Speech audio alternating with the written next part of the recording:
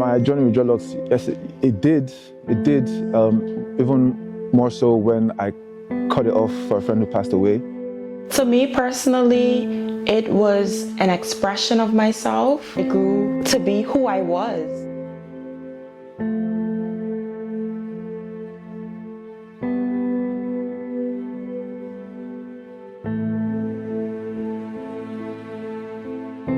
Dreadlocks are more than just a hairstyle. They are a living testament to resilience. A spiritual journey that weaves together identity, faith, and the strength of ancestral roots. What inspired me to lock my hair was that I was tired of all the hair loss from combing it every day, the trouble of just keeping it neat and tidy, right?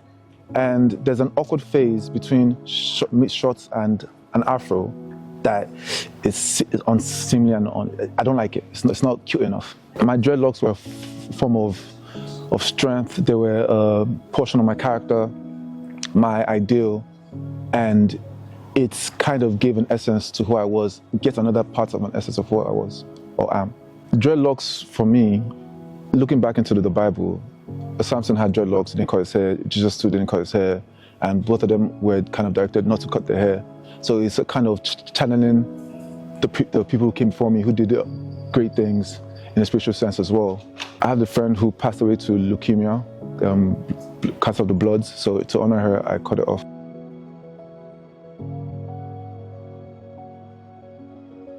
And to show you how much they mean to me, I still have my dreadlocks with me. This is how much they mean to me.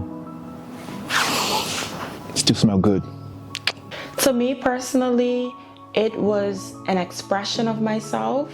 It was, initially it started off as style, to be honest, but it grew to be who I was.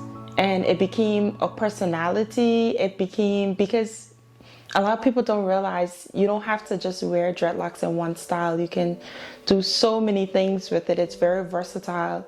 So it really became my personality. I believe that in order to appreciate dreadlocks, you have to start from the beginning. So don't cheat your way and do the instant locks. You have to go through the process. So I began with baby dreads, and starting from the ugly phase, I wasn't sure about it. I wanted to cut it off every day because I wanted instantly long dreadlocks. So for me, that phase alone taught me to love myself, to appreciate what I have, and to embrace myself. So I feel like every phase of my locks meant something different.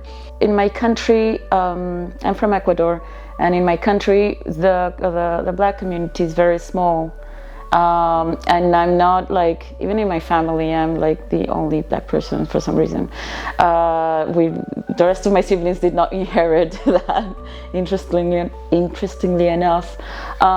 So it's been a way of feeling like I have something that belongs to that, even in a family where that part is not so resembled. You will have to think, what is the traditional meaning of dreadlocks to answer that? Like for me, because I did not come into already having a sense of what they meant, I kind of like start finding out through the journey. I wouldn't know exactly, if they lost or not, a traditional meaning. I know that there is a Rastafari culture that they do have like a very strong sense of belonging and a very relevant kind of thinking and spirituality. We live in a world that ever so much is getting more international and multicultural, and like all of the communities and different traditions start meshing together. So just as there are other cultures to which people take some things and statements and make it fashion, I think it's a little bit unavoidable that it will happen the same with dreadlocks. I do think that they define me a lot now that I am, I have a few years with them. I think I'll be about 4 to 5 years that I started using them. Before that, the big afro was kind of a statement in itself.